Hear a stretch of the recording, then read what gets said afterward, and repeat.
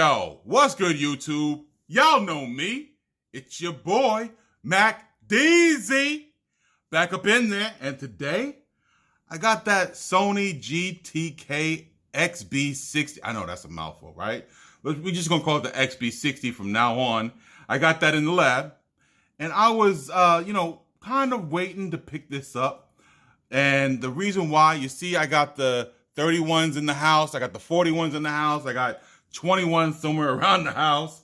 And, excuse me, there's going to be a little bit of a get-together coming up this weekend. It's a holiday weekend, so you know you got to do that. Got to get that party on. And so I wanted to make sure and get that WPC capability. That's the wireless party chain. You know, that feature goes along with the XB lineup. So here we go. Gonna have peoples over, do the thing, do the damn thing. Gotta have some music to go along with it. And this way we can have music everywhere, whether you're outside, inside, whatever the case may be. Y'all all be able to check out the lineup of the playlist I'm gonna be setting up for this weekend. Now, my only concern, and the reason why I wanted to really go over some details about this, is that, it's not JBL. Now, when it comes to that party chain or what they call the JBL Connect feature, that JBL Connect is the easiest thing ever. But that JBL price is ridiculous, yo. JBL got that, the boom box is $360. You got the party box, which is kind of that one that you can kind of see there with the XB60.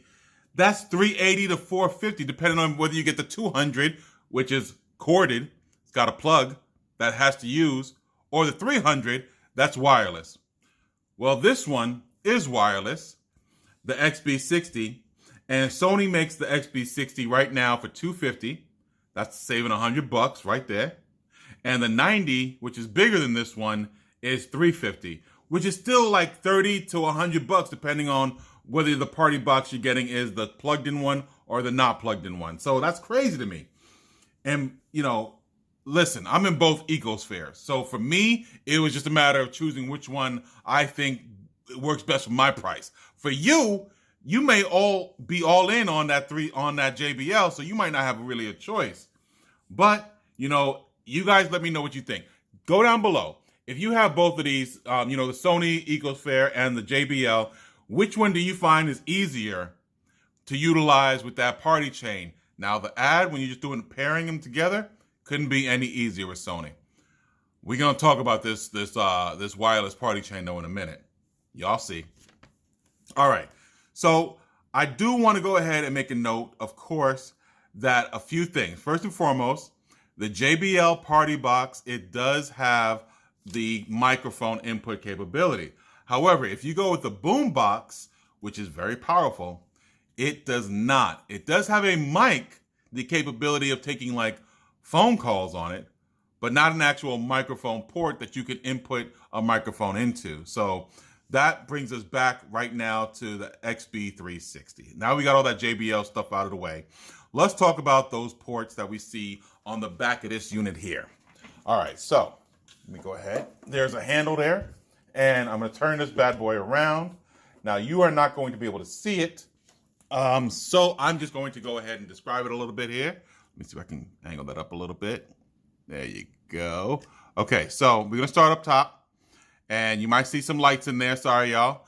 But the very first thing you see on the left-hand side is your AC in. That's where you're going to be charging up this bad boy.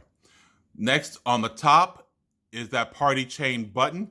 Now, I got to check out what's going on because there's one there and there's some on top as well. So we're going to figure it out. Then you got that USB. All right, right there, right below the party chain. To the right of the party chain, you have that mic level. So for the mic port that you see right below it, you can change the mic sound up or down.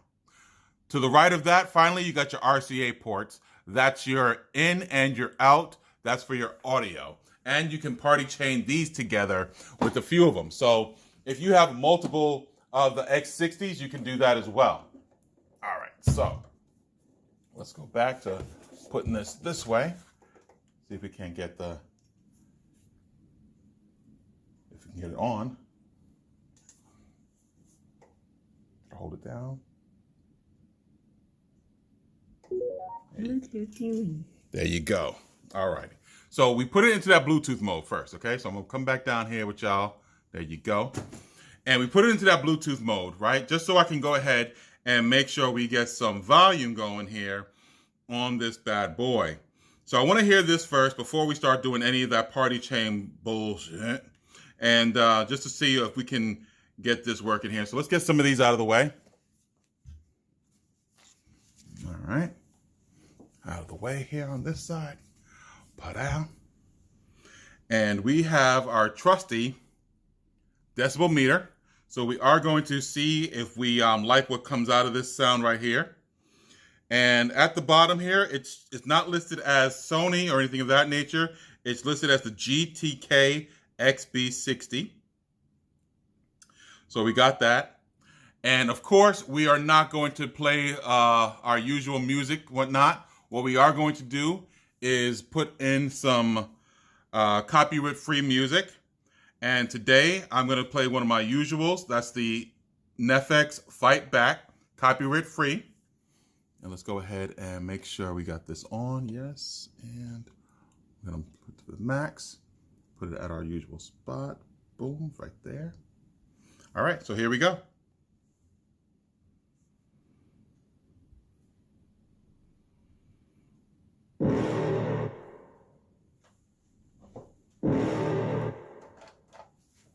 You're never gonna make it, you're not good enough. There's a million other people with the same stuff. You really think you're different, man, you must be kidding. Think you're gonna hit it, but you just don't get it. It's impossible, it's not probable, you're irresponsible. Too many obstacles, you gotta stop it, yo. You gotta take it slow, you can't be a pro, don't waste your time no more. Who the fuck are you to tell me what to do? I don't give a damn if you say you disapprove. I'm gonna make my move, I'm gonna make it soon. And I'll do it cause it's what I wanna fucking do. Cause all these opinions and all these positions, they come in millions, they blocking your vision. But no, you can't listen, that shit is all fiction. Cause you hold the power as long as you're dreaming. There's no way that you make it. And maybe you can fake it, but you're never gonna make it. Are you just gonna take that? Make them take it all back. Don't tell me you believe that. Are you just gonna take that? Or will you fucking fight back?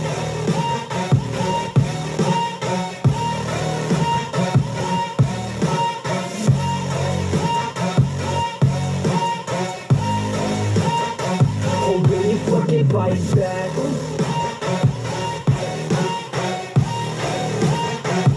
Woo! Sorry about that, y'all. I had to let it play through a little bit.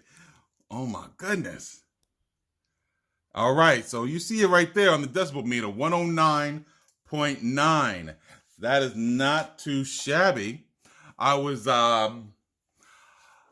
Okay.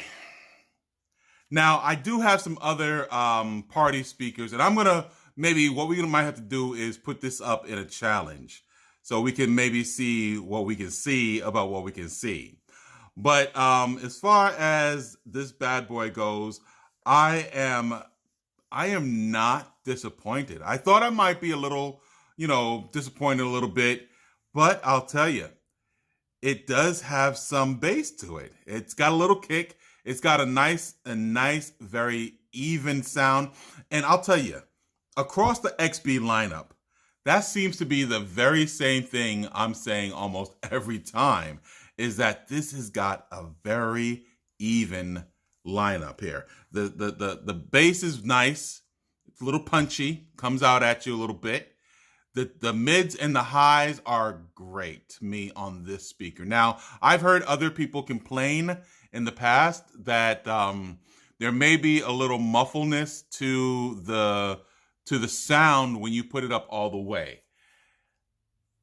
There aren't very many speakers that don't give you that when they have the bass and the mids and the highs coming out at you at the same place. So what I mean by that is if you don't have the bass radiators on the side or in the back, if they're coming out of the same place like they do on this one where you have the two drivers here and the two transducers here and the bass right coming out of here as well, it's going to sound a little muffled at times. But when you can separate it, or like even in the case of like JBLs, how they do their bass radiators on the sides, that gives you a little bit of separation before it hits you. What I tend to do at that point is I kind of step back a little bit, and then I try to get the clarity from that point of view. And I'll tell you, with Sony, I find them to be very balanced. Now, if you guys have any differences of opinion, please go right ahead down below and let me know. Tell me what your favorite speakers are. What gives you the most equal, balanced lineup? Of course, I'm sure my LG heads are gonna come up nice on deck right now. But I'll tell you, it might be a good battle to put this one up against the LG party speaker that I have as well, just so that we can make sure and go up against those evenly matched party speakers. I also have one that is a little bit on the outskirts that people don't know really much about. That's the EP360. It's by a company called Edison. It's a real cheap speaker as far as like picking up one of those. I actually got it from was it Brand? No, it wasn't Brand Spark. What was it? It was like something. Oh, it's called BJ's Wholesale Club, and they had it on sale for under $100. It pushes out 420 watts. It's like, but it's a heavy bad boy though. It's like 30 pounds to carry around, and it's $121 right now. I found it online. This bad boy is 17 pounds. You know, from Sony, it is that $249 price tag, but you are getting those LEDs as well. So you guys, let me know, what do you think is the best party speaker for your bucks? What's going to keep you down below some of those $500 party speakers? Let me know in the comments as well. And while you're down there, you might as well go ahead, give me them thumbs, yo. Give me them thumbs. And hey, always be the hero in your story, not the villain in someone else's. Peace. And hey, do you guys want to see the party chain? Let me know.